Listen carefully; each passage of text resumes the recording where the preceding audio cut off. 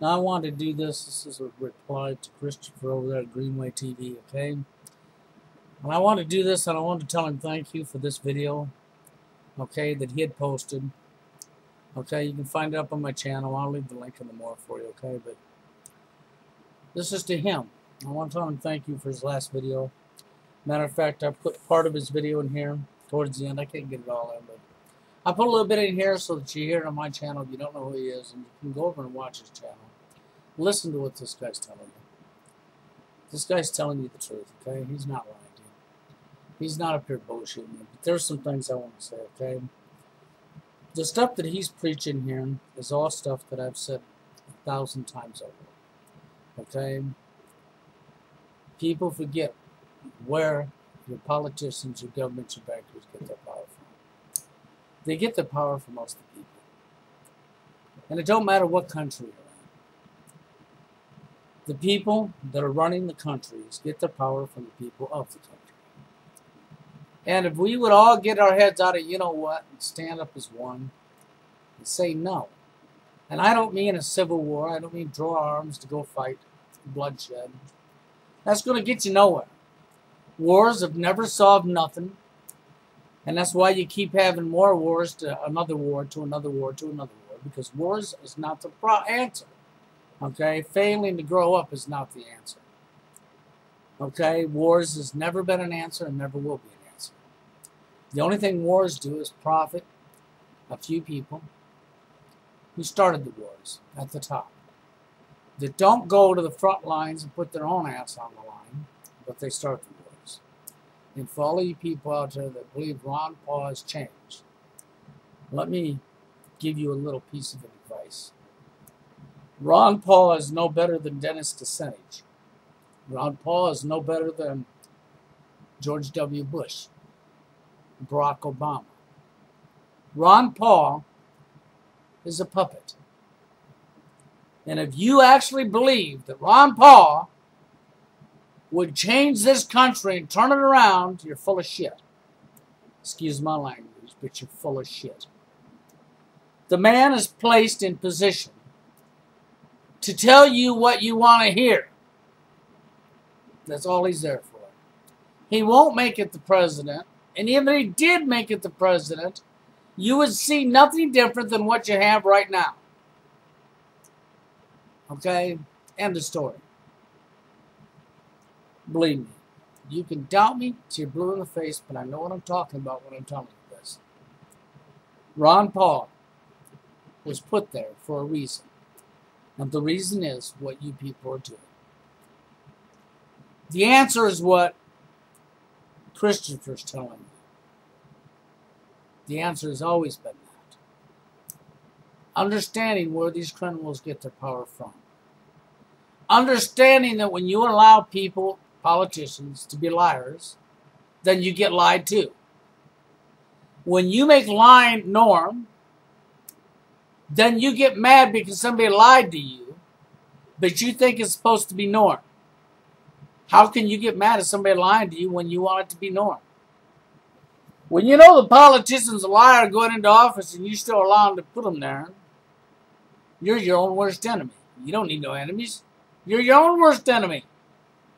Then you get mad they lied to you when they go into office, but you knew they were a liar before they went there. No lie. Fact. Okay?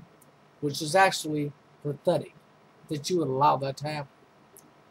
Then you turn around and you allow these same criminals to start wars, kill innocent people, and you go fight their battles for them. You know, I guess that's the same theory as if I stepped out in the field and I was your government and I kicked Bruce Lee in the nuts and then called you up one by one, unarmed, to go take him on in hand-to-hand combat, and you kept all falling down dying because you kept kicking your ass. Why would you want to go defend me? Because I done something I shouldn't have done. That's exactly what you're doing. That's exactly what everybody's doing globally. You're patsies. You're going to walk into your own deaths. History's replaying itself in your face, and you people just don't want to see it. You know, it's like the farmers. Okay? Now, I was talking to my girlfriend yesterday, Oh, yeah, that's right. I'm a TFL. I don't have a girlfriend. But anyhow, I was talking to my girlfriend yesterday, and when it comes to the farms here in Iowa, you know, I've done this before, and I've said this before. Hundreds of farms across this country, hundreds of them, have been pushed out of business by the government in Monsanto's, okay? And there's a farmer up here that, well, he don't grow crops no more because he's paid by the government not to grow crops. That's right. And you know, and I've talked about this before, people. And I've told you this before, and y'all deny it. Y'all lie. But you know, when the government pays somebody money to not grow, you got farmers in this country that are being paid money by the U.S. government to not grow food. At the same time, this very government that's paying these people behind your back to not grow food is telling you that we're using up our resources.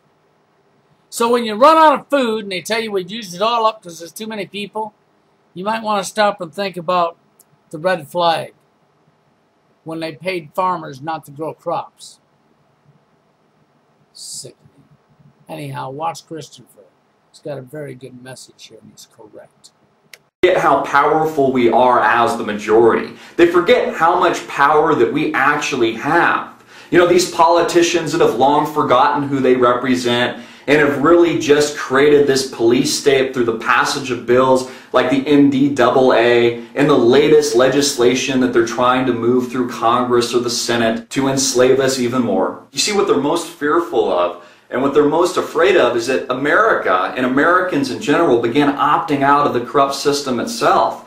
God forbid you stop spending. God forbid you don't buy your next SUV or upgrade from 2,000 square feet to 3,500. The whole system will come to a grinding and violent halt.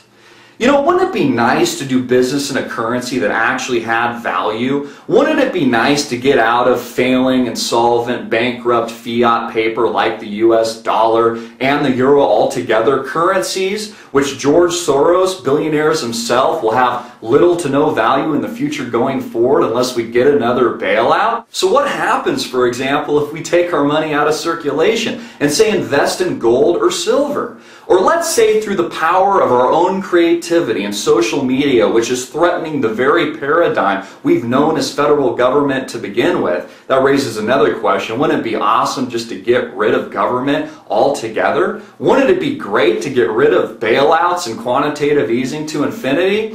What if through our own brawn and competitiveness we created our own currency? In fact, we could call it the iCoin today and let the private markets decide what it's worth. Would you rather do business in a fiat, insolvent, bankrupt form of wealth, the dollar or the euro, or a new currency tied to commodities or gold or silver or anything else that the private market demanded? You see, through the power of our minds and through the power of thinking and our own creativity, we can create any world and any new paradigm that we want. In fact, what we're seeing through the power of the internet and through the power of these new mediums is that we really don't even need our government. In fact, the government is the cause and proponent of all of our problems in the first place. It's our government that's pitching the bailouts. It's our governments around the world that's bailing out Spanish banks and banks in Portugal and asking for a further integration and consolidation of a debt load that can only end in an implosion, that can only end in things like more rampant inflation. And so why should we go and fight a new Syrian war? Why should we go fight a war in Iran? Should we listen to our leaders, as Time magazine calls him King Bibi, the new king of Israel? Should we follow these people's guidance? Should we follow like a herd of sheep to our own death and to our own demise?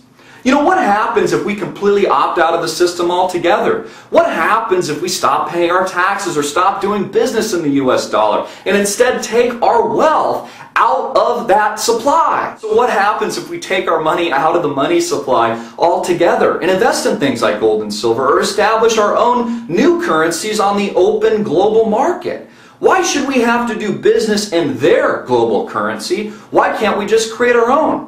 And what happens if we say no to our government, say, you know what, we won't fight in your wars. I'm not going to Iran. I'm not going to Syria. I'm not going to the Middle East to further escalate a global conflict that's going to cost millions of people's lives. No, I'm not going to participate in the collapse of what now looks like the collapse of the Soviet Union here in the United States. I just won't do it. What happens when millions of people around the world begin to empower themselves, but more importantly, begin to think about how their actions affect the outcome going forward? So do you see how it's us, the people, that have the power to change everything, have the power to change the world, have the power to end these currencies, to end these wars, end tyranny, end murder, end death? I mean, what is really our other option? To continue participating in a failed, broken model that doesn't work anymore, that continues to propagate killing, that continues to propagate murder, that continues to propagate tyranny, that continues to propagate aggression, while at the same time enriching the same evil people that tell us we're the ones that need to sacrifice, we're the ones that need to pay for the bailouts, we're the ones that need to pay with our lives, blood, sweat, and tears in these wars? Why should we have to pay? Let's turn the tables around for the first time in history and make these people pay. Let's make our politicians send their kids over to Iran and Syria. In fact, let's send them themselves. You know, people like Mitt Romney and President Barack Obama say we need to be in these places because it's an act of self-defense or a humanitarian cause. Well, you know what, jack-offs? Put yourself in the front line. Put yourself out there and sign up. I'd love to see the bullets whizzing by your head. Maybe it's these people that are lying to us. Maybe evil has taken over the system. Maybe it's these people, our leadership, that is in the wrong. Maybe it's our president, these prime ministers around the world, this economic leadership of the World Bank and the IMF that's leading us down this path of self-destruction, leading us down the path of tyranny. What we need in this country and what we need abroad is to take a stand, to say no, to opt out, to do something better, and use our creative minds and use the power of human innovation and to focus on things like hope and how we can better our societies and better a future for all people, to take root and topple the old systems and to topple the old paradigm. And to say no to our politicians, to say no to our bankers, to say no to bailouts, and to say no to further integration of something that just doesn't make sense. I'm Christopher Green. You've been watching Green Wave TV, alternative media television, and I just deliver the Daily Wave. Hard-hitting and in your face.